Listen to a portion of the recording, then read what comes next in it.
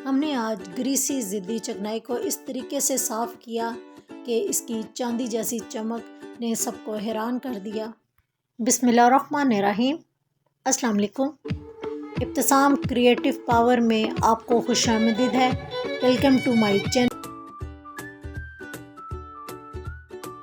Grocery जब हम घर में लाते हैं तो इसको संभालना भी एक औरत के लिए बहुत बड़ा काम होता है और अक्सर ये होता है कि बॉटल्स फारिग नहीं होती, या कभी ऐसा होता है कि हम बॉटल्स होती हैं लेकिन उनमें जगह नहीं होती। तो उसके लिए हम क्या करेंगे, उसके लिए ये करेंगे, हम पाउच को हाफ़ काटेंगे। हाफ़ काटने के बाद हम अपनी ग्रॉसरी को कंटेनर में डालेंगे।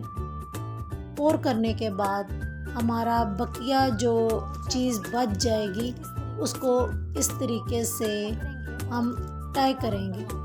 और टाई करने के बाद हमने देखें किसी चीज़ का इस्तेमाल नहीं किया और इसी शॉपर को हमने इस तरीके से टाई कर दिया तो हमारी जो चीनी है बिल्कुल सेफ़ हो जाएगी। सेकंड मेथड कुछ इस तरीके से होगा कि हम इसको अगर टाई नहीं करना चाहते तो इसका जो ओपन वाला हिस्सा है उसको टर्न करते जाएंगे। 3-4 फोल्ड के बाद यह क्लॉथ क्लिप हमारे पास घर में पड़े होते हैं तो इनको क्या करेंगे, हम इस तरीके से फ़ोल्ड करेंगे और फोल्ड करने के बाद क्लॉथ क्लिप लगा देंगे। तो ये देखें हमारी चीनी बिल्कुल लॉक हो गई है और बिल्कुल गिर भी नहीं रही। ये कीड़ियों से महफूज करने के लिए भी बेस्ट तरीका है। मार्च का महीना स्टार्ट हो गया है और सर्दियों का महीना ख़त्म हो गया है। तो कपड़े जो समेट रहे हैं तो किस तरीके से समेटेंगे। ये ड्राई क्लीन के दौरान ये शॉपर हमारे घर आते हैं और ये भी काफ़ी मजबूत शॉपर होते हैं। आप इनका इस्तेमाल करते हुए अपनी जैकेट्स, कोट वगैरह इस तरीके से समेट सकते हैं। और रहा वूल के जो स्वेटर्स हैं उनको संभालने के लिए भी आप इन्हीं बैग्स का इस्तेमाल कर सकते हैं। और इन्हीं बैग्स में आप ये फटकरी है, इसको आप पीस कर रख लें। ये बड़ी फ़ायदेमंद होती है और कपड़ों में कीड़ा भी पैदा होने नहीं देती। तो जब भी ये कपड़े आप इस तरीके से गर्मियों और सर्दियों के संभालना शुरू करें तो आप पीस कर ये फटकरी इन शॉपरों में डाल दें तो आपका कीड़ा कभी भी पैदा नहीं होगा। मैंने फटकरी को पीसने के बाद शॉपर के चारों तरफ में डाल दिया है और मुझे इस चीज़ की सेटिस्फेक्शन है कि इसके साथ ना तो कीड़ा पैदा होगा और ना ही कपड़ों में स्मेल होगी। शॉपर को ऊपर से बंद करके इस तरह से तो ये आपकी टाइम सेविंग भी हो जाएगी और साथ आपकी बचत भी। अब हमें बाज़ार से या ऑनलाइन महंगे ऑर्गेनाइज़र लाने की ज़रूरत नहीं है, तो हम इसी से अपना काम चलाते हैं। नीचे वाली अलमीरा हमारे डेली यूज़ में आती हैं, इनमें हम अपने कपड़े रखते हैं और इस्तेमाल करते हैं। लेकिन जो ऊपर वाले कैबिन होते हैं वो ज़्यादातर हमारे स्टोरेज के काम आते हैं और यही अरेंज किए हुए जो बैग्स हैं हम अपने इन्हीं कैबिन्स में रख के हम अपने कपड़ों को सेव कर लेंगे। आयरन की जो नीचे वाली हॉट शीट है वो काफ़ी गंदी है और जो ये आयरन है वो हमारी स्टीम वाली आयरन है। तो इसको हम कैसे साफ़ करेंगे। आयरन को हम गर्म करेंगे। हमारी आयरन हल्की सी गर्म है तो इसके ऊपर इस तरीके से स्कॉच ब्राइट को लगा के आयरन को मुकम्मल तौर पे हम साफ़ कर लेंगे। स्कॉच ब्राइट ने देखें हमारी तमाम स्टीम आयरन के दाग और जले के निशान सब ख़त्म कर दिए हैं।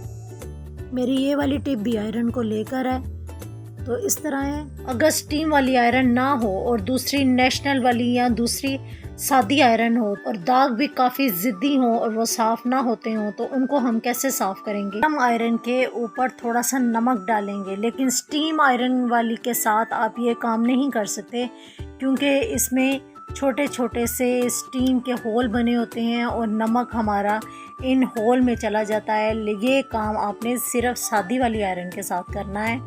तो नमक डालने के बाद आप इस आयरन को मैंने स्कॉच ब्राइट की मदद से इस तरीके से रगड़ना शुरू करूँगी तो जो दाग वगैरह भी होंगे वो भी इसके ज़िद्दी और क्लीन हो जाएंगे।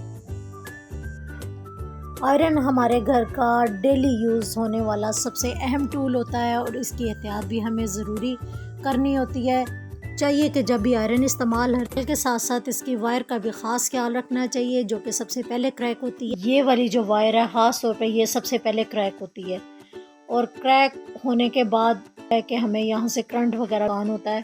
तो इसकी इस चीज़ को हम ज़्यादा कवर करेंगे क्योंकि आयरन जब मूव होती है तो यही तार इधर से मूव होती है। तो इसकी एहतियात हम कैसे करेंगे? जब हम स्टिचिंग करते हैं ये थ्रेड के होल हमारे पास बचे पड़े होते हैं, इनको मत वेस्ट करें, ये बड़े काम की चीज़ हैं। इन होल को आप ले लें और इसको कटर की मदद से सेंटर से इस तरीके से काट लें और काटने के बाद हम अपनी वायर पे कुछ इस तरीके से इनको चढ़ा लेंगे कि इसका जो सेंटर वाला पार्ट है वो इसके ऊपर वाले हिस्से के ऊपर आ जाए और आधा हिस्सा इसकी वायर के ऊपर आए, और हमारी इस तरीके से वायर कंप्लीट सेफ हो जाएगी। अगर ये मूव भी होगी तो करंट लगने का इम्कान नहीं होगा और ना ही हमारी तार यहाँ से क्रैक होगी। जब भी आप आयरन की तार को रोल करें तो इसमें इस तरीके से सिलवटें पड़ जाती हैं जो कि तार को हमेशा क्रैक कर देती हैं। तो हमेशा जब भी आप आयरन रखें तो इसकी सिलवटें निकाल के इसको अपनी आयरन के गिर्द रोल करें। अब वायर को होल्ड करने के लिए हमें कुछ चाहिए, तो वायर को होल्ड करने के लिए ये क्लॉथ क्लिप सबसे बेस्ट रहता है। क्लॉथ क्लिप हमारे घरों में इस तरह पड़े होते हैं, उन क्लॉथ क्लिप को आप वायर के साथ इस तरीके से अटैच करें तो देखें हमारी वायर भी इसके साथ बिल्कुल टाई हो गई। लेकिन फिर और मेरी आयरन के साथ ये क्लिप लगा हुआ है तो मैं इसी क्लिप का इस्तेमाल करते हुए अपनी वायर को होल्ड कर लूँगी। क्योंकि रमज़ान है और हमारे घर में रोज़ फ्राई होती रहती हैं चीज़ें, और ये हमारी जो फ्राई पैन या कढ़ाई है वो बहुत ज़्यादा ग्रीसी और ब्लैक हो चुकी है और इसको साफ़ करना खासा मुश्किल काम है।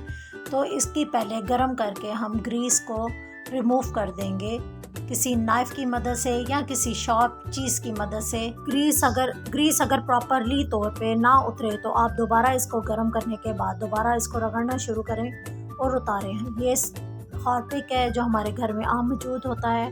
आप थोड़ा सा इसके अंदर हार्पिक डाल लें और हार्पिक डालने के बाद ब्रश की मदद से इसको अच्छी तरह से चारों अतराफ में इस तरीके से रगड़ लें। रगड़ने के बाद इसको रेस्ट 5 से 10 मिनट के लिए छोड़ दें तो आपकी ये जो ग्रीस है काफ़ी हद तक नरम पड़ जाएगी।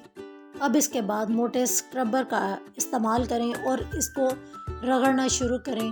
अब दूसरी साइड से भी मैं इसको बैक साइड पे भी रगड़ रही हूँ क्योंकि ब्लैक साइड भी मेरी इसी तरह ही काली हो चुकी है।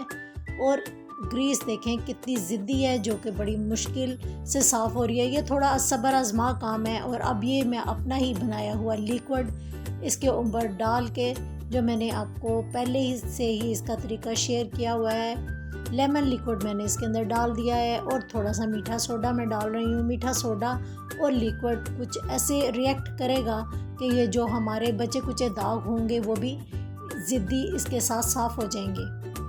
मैं दोबारा से आपका सबका बेहद मशकूर हूँ और शुक्रिया अदा करना चाहती हूँ जो मेरा चैनल देखते हैं, पसंद करते हैं और मुझे हिम्मत देते हैं कि मैं और ज़्यादा अच्छी वीडियो आपके साथ शेयर कर सकूँ। देखें अब हमारी कढ़ाई भी बिल्कुल साफ़ हो चुकी है। इसकी चांदी जैसी चमक आपको खुद ही अपनी सफाई का पता दे रही है।